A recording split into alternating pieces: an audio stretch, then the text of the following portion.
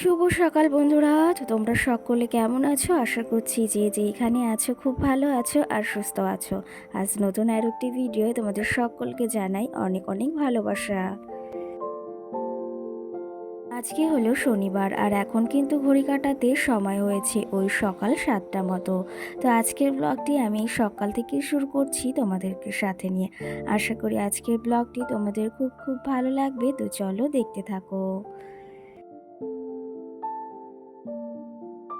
আজকে না সকালে ওই ঘুম থেকে উঠেছি কিন্তু 5:30টার দিকে, আর উঠে আজকে সমস্ত কাজও সেরে নিয়েছি দেখতেই পাচ্ছ, আর স্নানটা সেরেও এসেছি।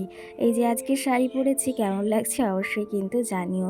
কি জানো তো, এই প্রচণ্ড গরমে না শাড়ি পরতে ওই যে মাঝে মাঝে ইচ্ছা হয় না, কিন্তু ওই যে শাড়িটা পরলে আবার দেখতে না বেশ ভালো লাগে। যে ঘর থেকে সিঁদুর পরে মাথাটা আঁচড়ে সোজা চলে এসেছি ঠাকুর পুজো দেওয়ার জন্য ফুল তুলতে। আর আমাদের গাছে দেখো কত সুন্দর জবাই না ফুটেছে। লাল জবাগুলো দেখতে না ভীষণই ভালো লাগছে। কি জানো তো, নিজের হাতে কোনো জিনিসের যদি এত সুন্দর ফুল হয় তো সেটা না বেশ খুশির। তো যাই হোক, এই গাছটা ওই যে সাদা জবা ফোটে, এটাও কিন্তু আমি লাগিয়েছিলাম, আর এটাতেও কিন্তু এখন বেশ ভালো ফুল হচ্ছে। আজকের ভিডিওতে হয়তো তোমরা আমার গলার আওয়াজটা একটু অন্যরকম পাচ্ছ, কারণ ওই যে শরীরটা একদমই ভালো না। ভালো না বলতে ওই যে ঠান্ডাটাও লেগেছে প্রচণ্ড পরিমাণে। তারও একটা কারণ রয়েছে, যদিও আমার জন্যই কিন্তু এটা হয়েছে। ঠান্ডা লাগার কারণটাও রয়েছে, আর সঙ্গে শরীরটাও একদমই ভালো লাগছে না। শরীরটা যদি ভালো না লাগে না, তাহলে কিছুতেই ওই যে মন বসে না। তো সেই ক্ষেত্রে ওই যে কাজ তো আমাকে করতেই হবে, সেই জন্য সকালে উঠে চটপট করে সমস্ত কাজগুলোও সেরে নিয়েছি একা হাতে। ওই যে বললাম ঠান্ডা লাগার একটা কারণও রয়েছে, সেটা কি জানো তো, ওই যে আগের দিন না সকালে যেহেতু আমি স্নানটা রোজই করি, সেই ক্ষেত্রে দুপুরে রান্না বান্না সেরে না একদম ঘামলা অবস্থায় স্নান করেছি। আর সেই ক্ষেত্রে না প্রচণ্ড ঠান্ডা লেগে গেছে, সঙ্গে আবার রাত্রেও কিন্তু স্নান করেছিলাম। আর তারপর দিন থেকেই দেখি এই যে নাক মুখ দিয়ে জল বেরোচ্ছে, আর সঙ্গে প্রচণ্ড না খারাপও লাগছে। এই যে সকাল সকাল চাটা নিয়েও বসে গেছি। কি জানো তো, এই ঠান্ডা অবস্থায় যদি ওই যে চাটা খাওয়া যায় গরম গরম না, তাহলে গলাটাতে বেশ আরাম লাগে। তো সেই ক্ষেত্রে একটু গরম গরম চাও খেয়ে নিলাম। কি জানো তো, এই গরমে না আবার গরম জিনিস খেতে ভীষণই কষ্ট হয়, কিন্তু ওই যে চায়ের নেশাটা এমনই হয়েছে যে না খেলে ভালো লাগে না। কালকে না বিকালে এসেছে ভাগ্নে ভাগ্নি, আর ওদের ওখানে নার্সারি আছে জানো তো।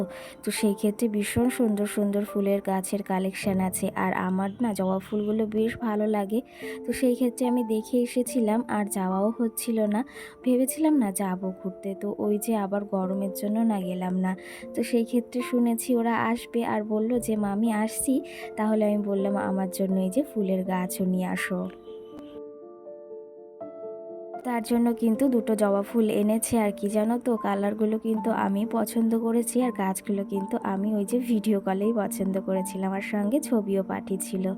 তো যাই হোক, গাছগুলো বেশ সুন্দর হয়েছে। আর এই দিকে না তোমাদের দাদাভাই আজকে গেছিল সকাল সকাল হাঁস আনতে। কারণ কেন জানো তো, ওই যে জামাই ষষ্ঠী আসছে, যেহেতু তোমাদের দাদাভাইয়ের একটা দায়িত্ব আছে।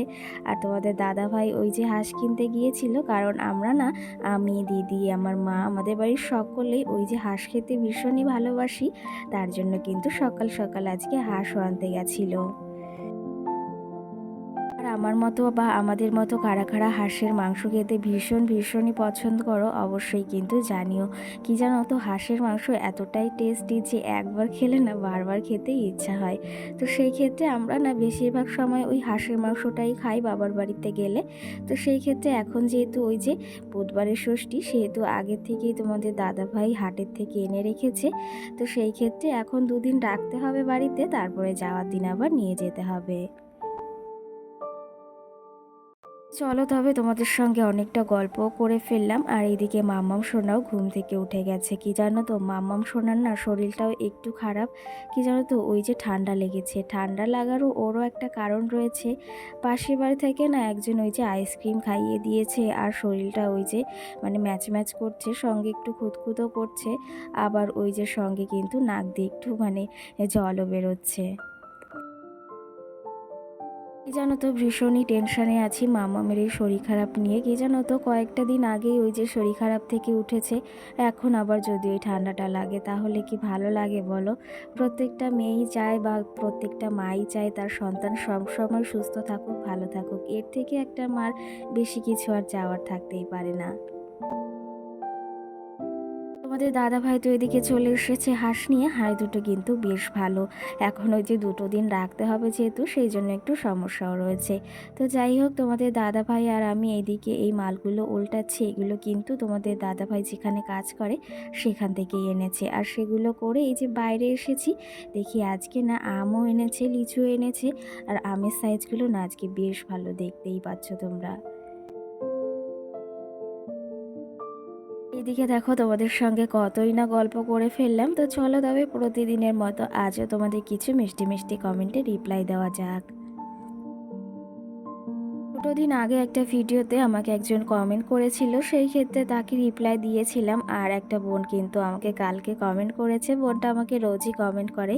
তো সেই ক্ষেত্রে বলেছে, দিদিভাই তুমি ওকে কিছু বললে না আর তোমাকে এই কথাটা বলেছে, আমার না ভীষণ খারাপ লেগেছে।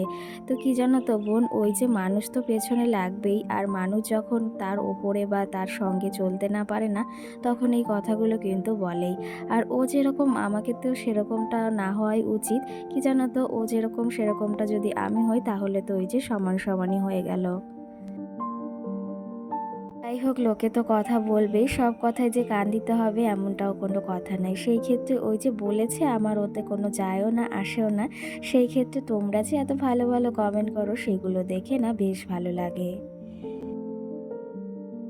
তো যাই হোক, কালকের ভিডিওতে কিন্তু আরেকটাও কমেন্ট এসেছে। একটা বোন বা দিদিভাই কমেন্ট করেছে যে, দিদিভাই তোমার মেয়েকে ডাইপার কেন পরাও? তো সেই ক্ষেত্রে তোমাকেই বলতে চাই, কি জানো তো, ডাইপারটা এখন পরাই বলতে সবসময় পরাই না ওকে।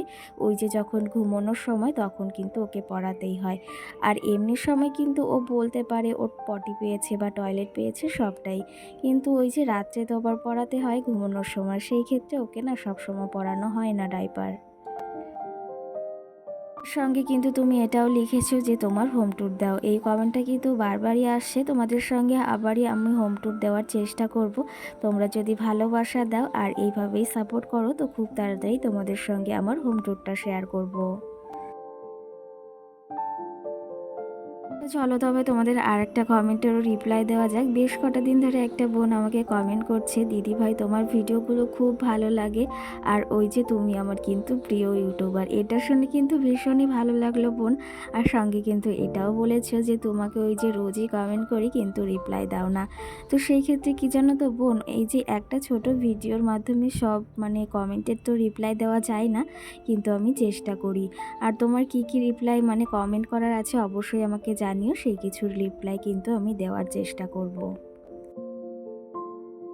যাই হোক, তোমাদের সঙ্গে অনেকটা গল্প করে ফেললাম আর বেশ কটা কমেন্টের রিপ্লাই দিয়ে ফেললাম। কি জানো তো, সব কটা কমেন্টের রিপ্লাই দেওয়া একটা ভিডিওর মাধ্যমে সম্ভব নয়। আর আজকের ভিডিওটা খুব ছোটও হয়ে গেছে। এই ক্ষেত্রে আমি যতটা পারি ততটা কিন্তু তোমাদের রিপ্লাই দেওয়ার চেষ্টা করি। আর তোমাদের যদি কোনো কিছু জানার থাকে অবশ্যই কমেন্ট করে জানিও। তো যাই হোক, এদিকে মামামের খাবারটাও শেষ হয়ে গেছিলো, তো সেই মামামের খাবারটাও এখন তৈরি করে নিচ্ছি স্যারেলাক্স বাড়িতে। আর তোমরা যদি কেউ জানতে চাও, ভিডিওটি দেখলে কিন্তু অবশ্যই জেনে যাবে যে কী করে বাড়িতে আমি স্যারেলাক্সটা তৈরি করি। এদিকে দেখো, মামামের খাবারটা কিন্তু পুরোপুরি তৈরি হয়ে গেছে। আর এইভাবেই কিন্তু মামামের ঘরোয়া পদ্ধতিতে বাড়িতে স্যারেলাক্সটা তৈরি করি। তো যাই হোক, এই যে এখন এটা নামিয়ে একটু কিছুখানি রাখবো, কারণ এটা প্রচণ্ড গরম হয়েই রয়েছে। আর দেখতেই পাচ্ছ পুরো একদম মিহি হয়ে গেছে, যেরকম ওই সুজিটা হয়। ওইদিকে মামামের খাবারটাও হয়ে গেছে, আর এই যে গ্যাসে খাবারটাও বসিয়ে দিয়েছি, আর সঙ্গে কিন্তু আমার একটু চাও বসিয়েছি। কারণ গলার অবস্থাটা ভালো না, সেহেতু মানে ওই জন্য একটু চাই খাবো। কি জানো তো, সন্ধ্যার সময় এখন চাটা খাই না। তো সেই ক্ষেত্রে এখন ওই যে একটু চাটা খেয়ে আবার যাবো একটু বাজারের দিকে, কারণ একটু দরকারও রয়েছে। আর চায়ের সঙ্গে না আজকে এই চিড়ে ভাজাগুলো নিয়েছি। আর আমার মাম্মাম না এই চিড়ে ভাজাটা খেতে ভীষণই ভালোবাসে, তার জন্য রেখেছি। তো চলো এখন চাটা খেয়ে এদিকে চলে এসেছি বাজারে। বাজারে আসার কারণটা হচ্ছে ওই যে মাম্মামের জন্য কটা জামা কাপড় কিনবো। আর এসেছি ওই যে মাম্মামের জন্য দুটো টপ নিতে। কি জানো তো, আমার স্বামীর ইনকাম যতই সামান্য হোক না কেন, কিন্তু ওই যে আমার সন্তানের কোনো সময় কোনো কিছুতে কমতি রাখি না। আর প্রত্যেকটা মা বাবাই চায় তার সন্তানকে সবসময় সুন্দর পরিপাটি করে রাখতে। এটা চাওয়া কোনো ভুল নাই কিন্তু। তো সেই ক্ষেত্রে আমরাও চেষ্টা করি আমার মাম্মামকে সবসময় সব কিছু মানে সব ইচ্ছে পূরণ করতে। আর প্রত্যেকটা মা বাবাই চায় তার সন্তানের ইচ্ছাগুলো পূরণ করতে।